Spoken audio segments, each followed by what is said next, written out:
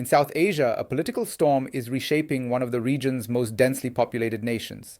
Bangladesh, a country of 170 million people, is preparing for a national election that could redefine its democratic identity.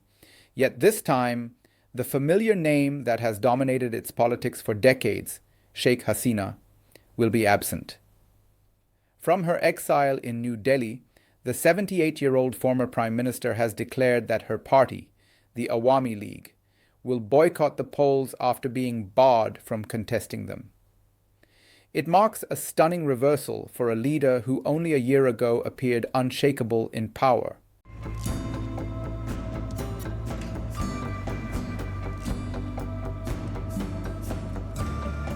The decision follows the suspension of the Awami League's registration by Bangladesh's Election Commission in May 2024. The interim government, led by Nobel Peace Prize laureate Muhammad Yunus, has cited national security concerns and ongoing war crimes investigations against senior party officials as justification. Since then, all party activities have been banned across the country. With this ban in place, millions of Awami League supporters, roughly half of Bangladesh's 126 million registered voters, are expected to sit out the election scheduled for February 2025. Political observers describe the move as effectively eliminating one of the two pillars of the country's long-standing two-party system, leaving the Bangladesh Nationalist Party as the overwhelming favorite to win. Hasina's fall from power followed one of the bloodiest internal uprisings in Bangladesh's modern history. In July and August of 2024, nationwide student-led protests swept through Dhaka and other major cities, demanding government accountability and reforms in education and employment. The demonstrations soon turned violent after security forces opened fire on crowds. A United Nations human rights report later estimated that up to 1,400 people were killed and several thousand more were injured during 3 weeks, most of them students and young activists. The report described it as the deadliest unrest in Bangladesh since its 1971 War of Independence. Hasina, who had just secured a fourth consecutive term in January 2024 amid an opposition boycott, faced mounting international condemnation. In early August, as violence spiraled out of control, she fled to India with a small group of loyal aides. The following week, the military declared its neutrality, and Muhammad Yunus, long a critic of Hasina and a celebrated figure abroad for his work on microfinance and social entrepreneurship, was appointed as the head of an interim government. Since then, Hasina has become the central figure in a series of highly publicized trials before Bangladesh's International Crimes Tribunal, which has accused her of crimes against humanity linked to the violent suppression of the 2024 protests. Prosecutors claim that under her leadership, security agencies operated secret detention centers where opposition activists were allegedly tortured or disappeared. Audio evidence presented in court reportedly contains directives in which she ordered the use of lethal force to disperse protesters, tapes that police have verified as authentic. Hasina, however, has rejected the accusations, describing the proceedings as politically motivated and unfair.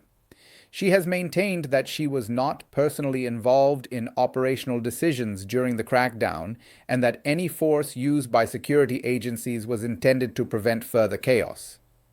People close to her have said she views the tribunal as armed political weapons, designed to ensure her permanent exile. A verdict is expected on November 13, 2025, and if convicted, Hasina could face life imprisonment or a death sentence under Bangladesh's war crimes statutes. From her residence in New Delhi, Hasina is said to live under quiet but heavy security. Sources close to her describe her lifestyle as reclusive but stable, with occasional walks in Delhi's Lodi Gardens and a small team of personal aides. Having lost much of her family in the 1975 military coup that killed her father, Sheikh Mujibur Rahman, the country's founding leader, Hasina reportedly remains cautious, aware of her family's history of political violence. In private remarks shared with reporters through intermediaries, she has expressed little desire to return home until constitutional order is restored and political pluralism is guaranteed. She has emphasized that her family should not define the future of Bangladesh and that the Awami League will eventually re-emerge as a political party force, even if under new leadership.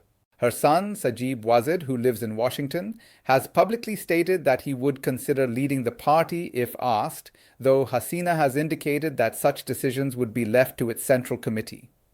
Inside Bangladesh, the interim government led by Muhammad Yunus has pledged to conduct free and fair elections, yet critics argue that the environment remains far from democratic. International human rights groups have documented widespread arrests of former Awami League officials, activists, and journalists accused of destabilizing the state. In February 2025, security forces launched Operation Devil Hunt, detaining thousands across Dhaka and Chittagong. The government described the operation as a counter-insurgency campaign aimed at preventing sabotage by Hasina loyalists. Human Rights Watch, however, reported evidence of torture, arbitrary detention, and extrajudicial killings linked to the operation. Although the streets have remained largely calm since Hasina's flight, sporadic clashes between police and demonstrators continue, especially in university districts. The interim administration has suspended several independent media outlets and imposed temporary restrictions on mobile internet access during protests. Despite these concerns, Yunus's government maintains strong backing from Western allies, particularly the European Union and the United States, who see him as a stabilizing figure capable of restoring order and repairing Bangladesh's strained international relations. Bangladesh today stands deeply divided. Supporters of the interim administration see the downfall of Hasina's long-dominant regime as a new beginning, a chance to rebuild institutions eroded by corruption, patronage, and repression. But millions of others, particularly in rural areas where the Awami League built its base through welfare programs and infrastructure projects, view her removal as an undemocratic coup. Analysts warn that if half of the electorate boycotts the upcoming polls, the legitimacy of the next government could be seriously compromised. Economically, the country remains fragile. The World Bank reports that Bangladesh's GDP growth slowed to 4.7% in 2024, down from an average of 6.8% in the previous decade, largely due to political instability and supply chain disruptions. Inflation remains above 9%, hitting the poor hardest.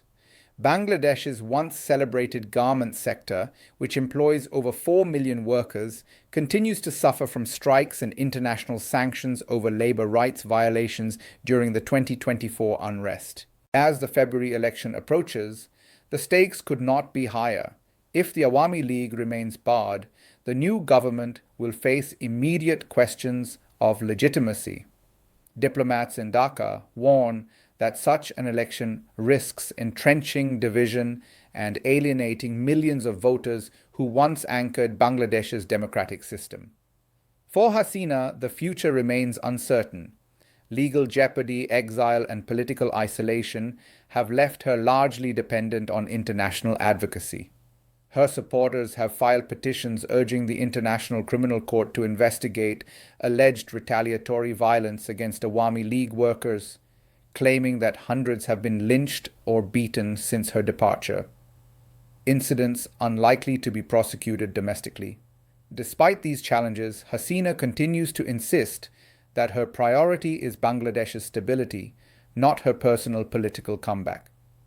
Those close to her say she believes history will vindicate her even if justice does not,